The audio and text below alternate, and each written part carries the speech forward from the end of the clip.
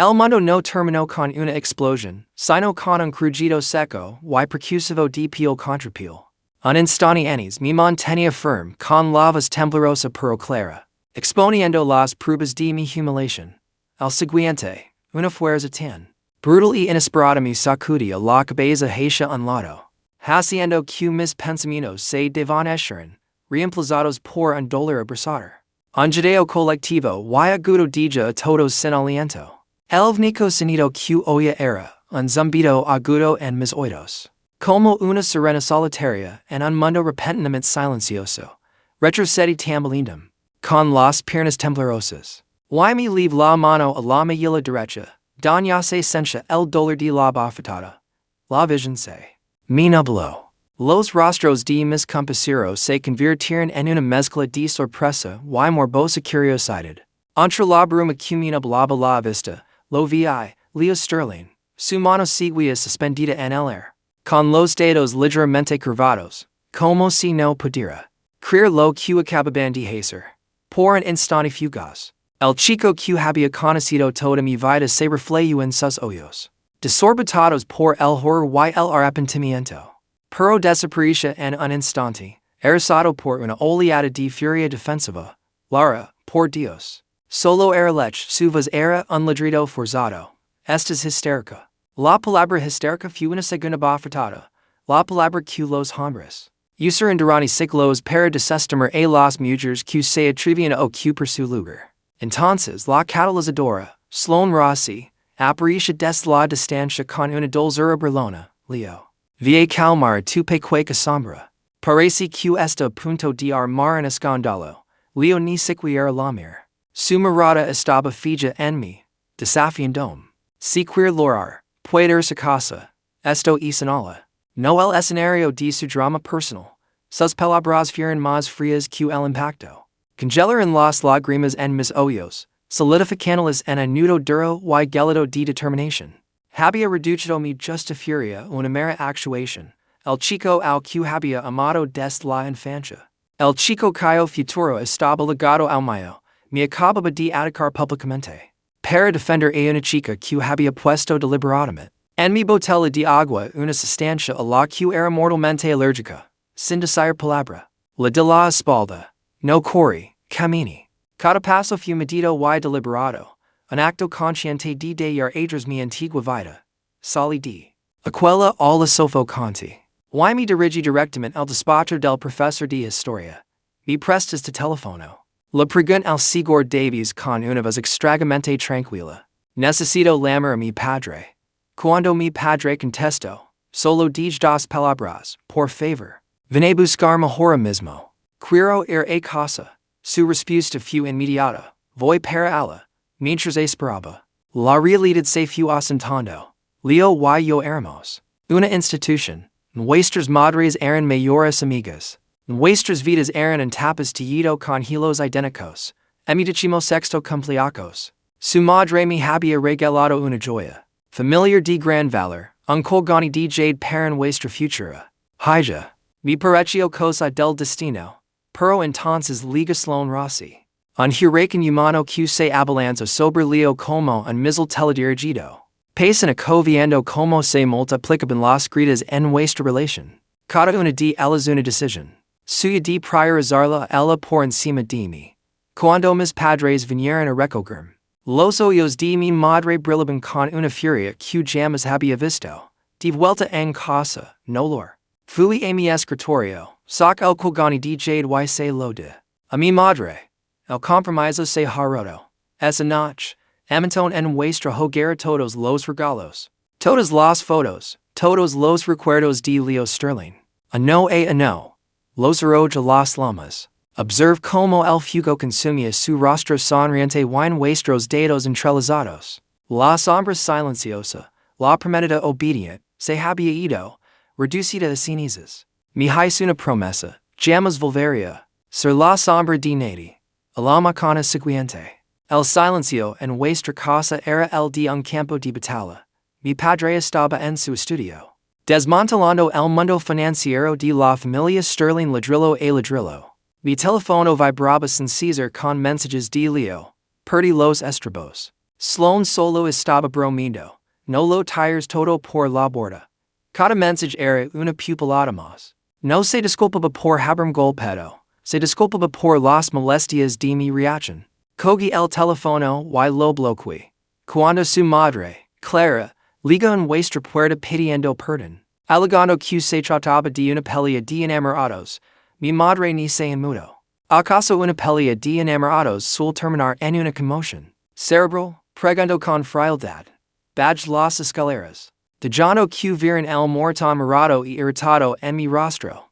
Lilian, nuestra amistad, los ecos. Susurró Clara. Nunca en mi vida he hablado tan en serio, respondió mi madre.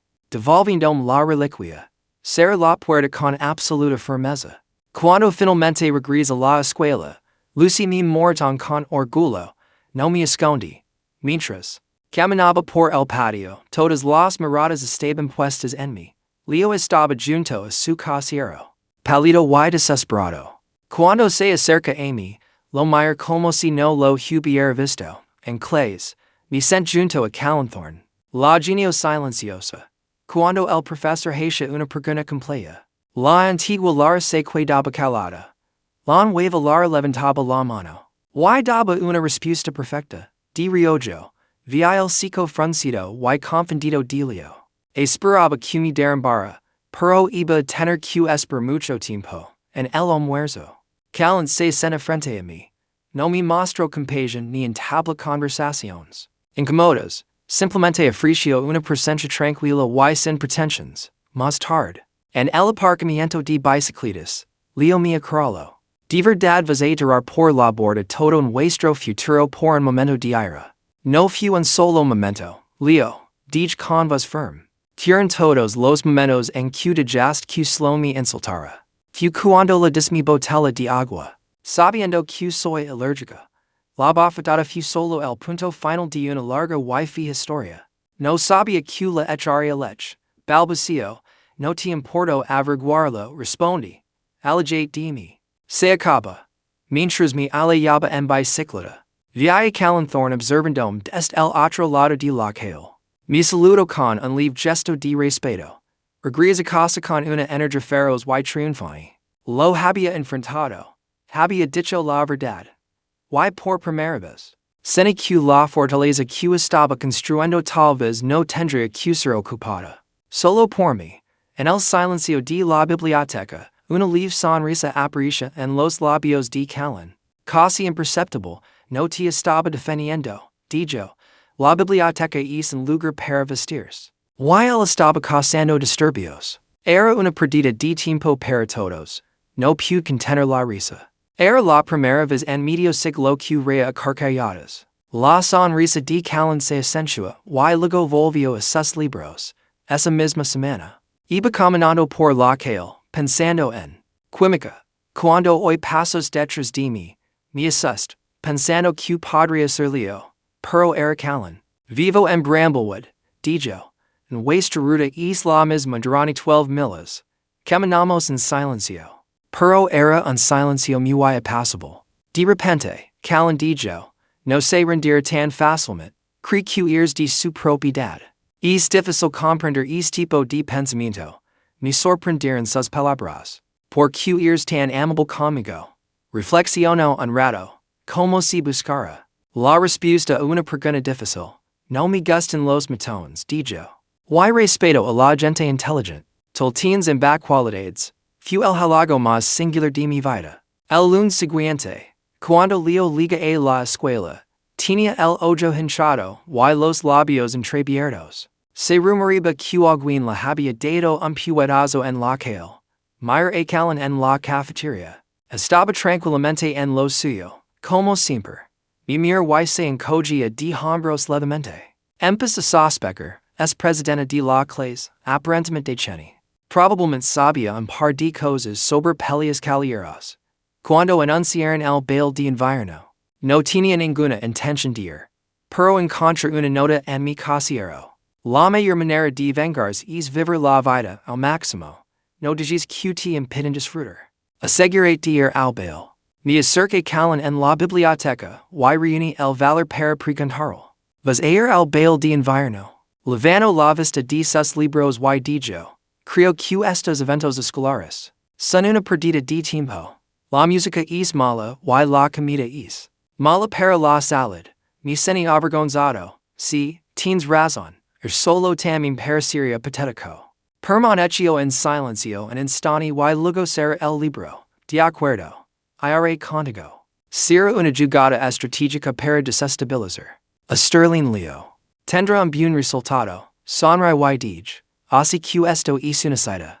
Kalin hizo una muca. Por favor, no uses esa palabra. Esto es una alianza táctica. La noche del baile de invierno. Yo lavaba un vestido verde esmeralda. Cuando Kalin liga, se veía muy guapo con su traje, algo incómodo. Al entrar al gimnasio, todas las miradas se posaron en nosotros. Leo y Sloan se quedaron atenidos al vernos. Kalin me tomó de la mano y fuimos a la pista de baile. Tranquilo, Kalin, esto no es un simulacro militar, la dij en voz baja. Mientras realizaba el escaneo respondió la frecuencia cardíaca de Sterling es de 22. Está estresado. Nuestra estrategia está funcionando. Pero mientras bailábamos, Kalin se fue relajando poco a poco. Me puso la mano firmemente en la cintura. Gracias. Kalin, le dije. Los dedos respaldan esta decisión, respondió, pero su voz ya era suave. Cuando Leo se acerca y intentó hablar conmigo a solas, Kalin intervino. Thorne, alejate de esto. Gruglio, te permisa es ernia, Sterling, dijo Kalin con frialdad. Esto no es una cita. Vamos a asistir a un evento social. Sloan se burló de mí. Pero Kalin dijo, al descubierto sus malas notas y su falsa personalidad de tal manera. Que se quedó sin palabras. Los dejamos aliatnidas y volvimos a bailar. Esa noche, me di cuenta de que Leo ya no tenía ningún control sobre mí. Libre. Más tarde. Nuestra amistad se afianza. Nos convertimos en asiduos de la biblioteca. Kalin no me ignoraba, sino que me enseñaba a resolver problemas. Un día, mientras caminábamos bajo la lluvia, se presentó, vivo con mi tía. Mis padres no están. Dijo que no quería esposa, pero vi una profunda soledad en sus ojos. Se había transformado en un genio impenetrable para que nadie pudiera hacerlo daño. Pero un día, vi a Kalin rodeada de chicos alborotadores del Instituto Ridgeview en el parque. Uno de ellos la empujó, pero Kalin ni se inmutó. En su mirada se reflejaba esa frialdad característica de siempre. Soy más listo que tú, dijo Kalin. No había miedo en su voz, sino una peligrosa seguridad. Esta tercera y última parte del guion es una auténtica montaña rusa de emotions. El pasado de Kalin Thorne, sus peligrosas habilidades y, finalmente, la separación entre ustedes dos. Esta historia mantendrá a los espectadores de YouTube enganchados. Hasta el final. He eliminado las marcas de tiempo y lo he convertido en un excelente guion final. Guion de YouTube. Part 3 Secretos. Sacrificio y futuro el final Q tipo más gracioso. Dijo uno de los matones. Nos enteramos de que la has estado causando problemas a nuestro amigo Leo Sterling. Has estado rondando a su novia. Así que eso fue todo. Leo no tuvo el valor de hacerlo el mismo con Larne, así que envía a su matón. Ella no es su hija. Dijo Kalin con irritación. Why no fui yo quien la mato? Fui obra de tu amigo. Tienes la lengua muy suelta, dijo el chico y se abalanzó sobre Kalin. Lo que sucedía después fue tan rápido que mis oídos ni siquiera pudieron verlo bien. Kalin no retrocedió, sino que se lanzó al ataque, agarró la mano del chico. Se la retorció con fuerza y, aprovechando su propio impulso, la estrelló la cabeza contra un viejo roble. Los dos chicos restantes quedaron aturdidos por un momento. Luego atacaron simultáneamente. Kalin se movía con la agilidad de un bailarín. Golpeó uno en la rodilla, esquivó el puñetazo del otro y le dio un codazo en las costillas. En menos de 10 segundos, los tres chicos estaban en el suelo, gritando de dolor. Kalin se ajustó las corbatas y los mir como si fueran insectos sucios, no se balanceaba. Los estaba desmontando. Esto no era una pelea de patio de colegio, era un sistema ensayado. Levantó la vista y su mirada se encontró con la mía. sin culpa, sin sorpresa. Solo un cansado reconocimiento. Hui aterroriza el día siguiente. En la escuela. Kalin intentó hablar conmigo. Fuimos al laboratorio de física, que estaba vacío. Lo viste, dijo. Leo los envía. ¿Cómo sabes todo esto? Pregunt temblando.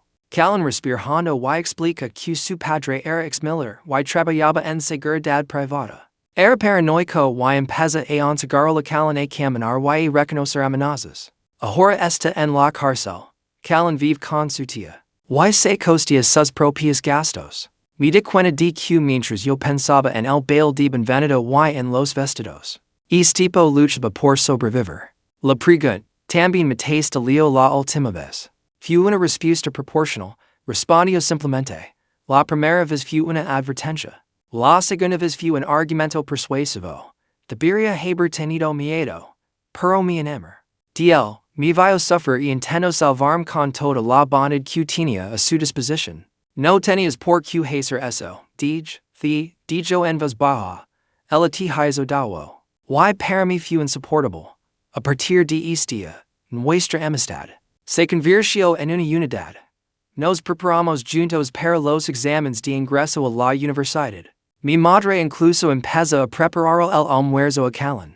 Leo y Sloan pasaron a ser simplemente parte del trasfondo de nuestras vidas. Liga el día de la alegría cuando recibí mi carta de aceptación. De Stanford, salty de alegría y abrazo.